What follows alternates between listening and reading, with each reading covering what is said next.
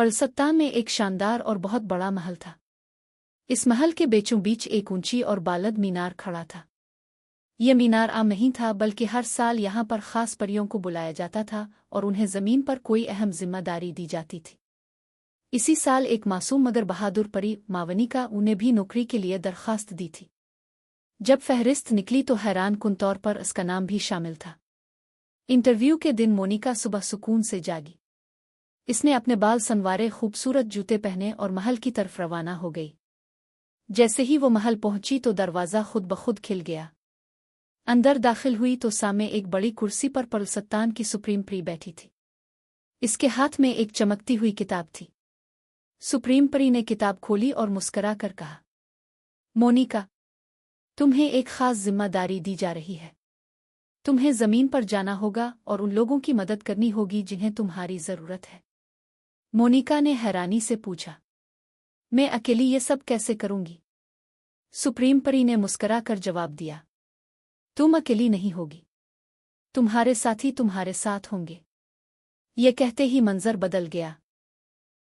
सबसे पहले एक प्यारा सा काता नमूदार हुआ। इसने गर्दन हिलाकर कहा, मैं एक फूलों वाली बग्घी बनाऊंगा। जब तुम जमीन पर जाओगी तो ये तुम्हारे लिए तैयार होगी। फिर 2 सफेद घोड़े अंदर आए। उनकी दुमें चमक रही थीं। उन्होंने कहा, हम बग्घी खींचेंगे और तुम्हें जहां भी जाना होगा वहां ले जाएंगे। इसी दौरान रंग बरंगी छोटी छोटी तितलियां आईं और मोनिका के गिर्द अलिफाड़ने लगें, जैसे वो इसकी हिफाजत और साथ देने के लिए तैयार हो। फिर एक नन्ही चिड़िया अलिफाड़ती हुई अंदर आई। इसने कहा, मैं तुम्हें और तुम्हारी बग्घी को उन रास्तों पर ले जाऊंगी जहां लोग मुश्किल में हैं। ये सब देखकर मोनिका खुशी से नाचने लगी।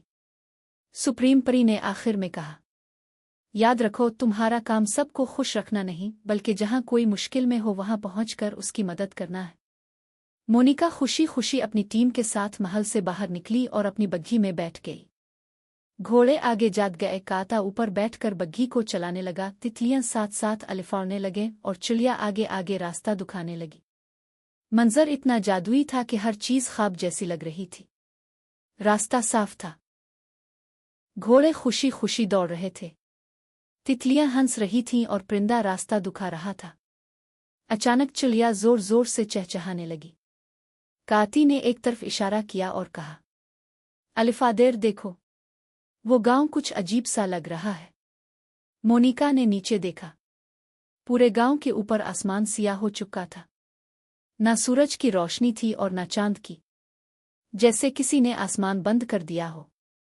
ये कोई पुराना और खतरनाक जादू लगता है। रोशनी और अंधेरे की लड़ाई। मोनिका ने फौरन एक जादुई गोला फेंका। जमीन पर एक रोशन पोर्टल खिल गया और इसमें से सुनहरी और नीली रोशनी निकलने लगी। गांव वाले जो अंधेरे में छुपे बैठे थे बाहर निकल आए। बच्चे खुशी से तालियां बजाने लगे और बूढ़े लोग दुआएं देने लगे। अचानक आसमान से काले धुएं का बादल आतरने लगा। इसमें से एक खौफनाक आवाज गूंजी, कौन है जो मेरे अंधेरे को तोड़ने आया है? मोनिका ने हिम्मत जमा की। इसने अपने हाथ आसमान की तरफ अलिफाटे। तितलियां इसके गिर्द रोशनी का दायरा बनाने लगे। चिड़िया आगे बढ़कर आसमान की तरफ अलिफाड़ने लगी। घोड़े हनानाते हुए तैयार खड़े हो गए। परी ने पावरटल की रोशनी अंधेरे पर फेंकी। बिजलियां चमकने लगे। अंधेरा और रोशनी आपस में टकराने लगे। मगर मोनिका ने दिल ही दिल में दुआ की और कहा, रोशनी हमेशा अंधेरे को हरा देती है, क्योंकि रोशनी अल्लाह की नेमत है। ये कहते ही इसने किताब से एक जादुई आयत पढ़ी। रोशनी आसमान को चीरती हुई अंधेरे पर बरसने लगी। काले बादल गिरजे, फिर धुएं से एक जोरदार चीख निकली और जादूगर शिकस्त खाकर गायब हो गया।